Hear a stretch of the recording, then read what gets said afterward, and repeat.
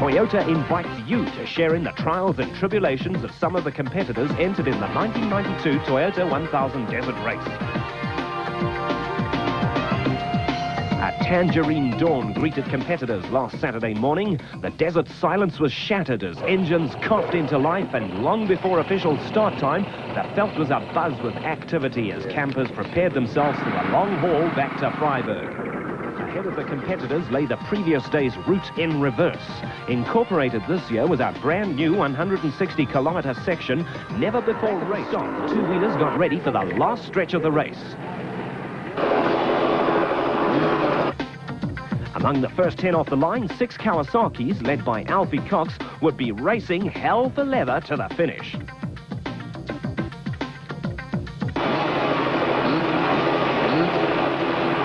Cox's main worry was puncture. With no tyre moose in the country and being forced to use old stock, riders have a fear of the stuff imploding mid-race, which it tends to do.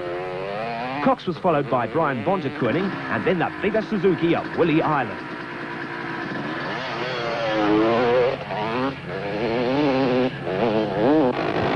Initially, life looked good for Cox on the Ford Fire Kawasaki, and here the race cam fitted to his helmet provides a high-speed rider's view of the track ahead.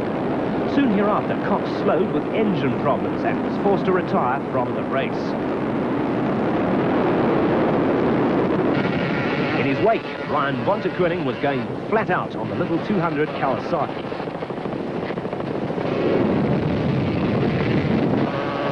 Having always yearned to win this event, Willie Island was giving it his best shot on the Super Tyres Suzuki, determined to make it home first. Truck Africa Kawasaki rider John Hodgson rode consistently, eventually reaching the finish second in the 200 class.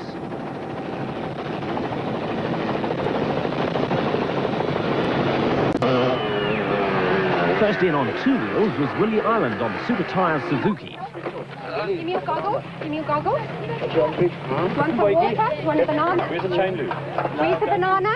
Yeah, he doesn't want a banana. You okay, Mikey? Yeah. Go around the tape. Go around the tape.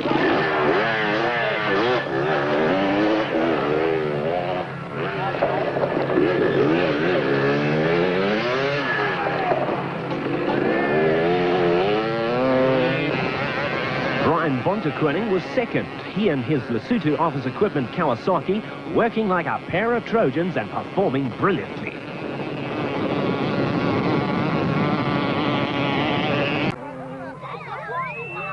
Motocross champion Gary Nell had entered the race as a one-off and surprised everyone by achieving a 5th in class and 6th overall on his 250 Enzyme Kawasaki.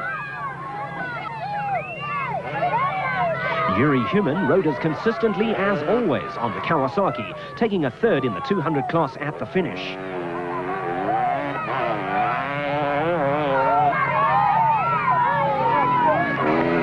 A class win was achieved by Koki Bainham on the Honda, whose race through the dust was performed with minimal problems. The day's action wasn't over yet. About to reach the checkered flag was winner Willie Island on the Super Tyres Suzuki, who'd ridden a superb race. Just as he reached the finish, Willie popped a wheelie for the large crowd, and it was a well-deserved win for this talented rider.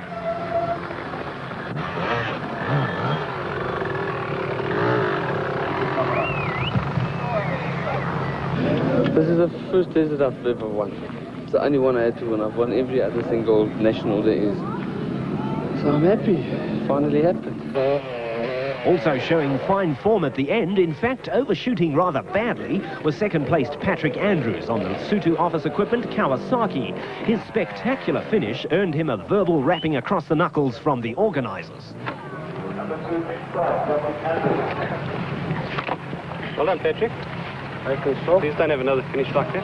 Patrick, great pride, man. Third home was 200 championship leader and class winner Brian Bontekoning, who'd had a massive smash just before the end. Chair behind you.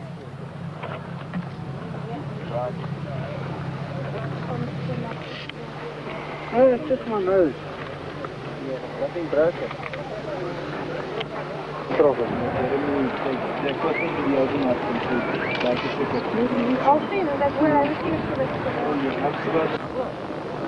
I caught Willie eventually. I got right behind him, and I think I was just pushing it a bit hard in the riverbed, and I don't know what happened.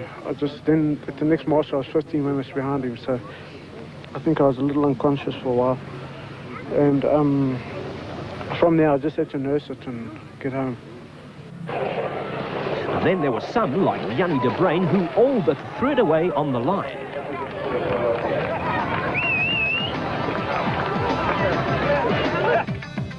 Smaller machines didn't shape too badly in this long and grueling event, with Kawasaki and then Suzuki dominating the top 10 position.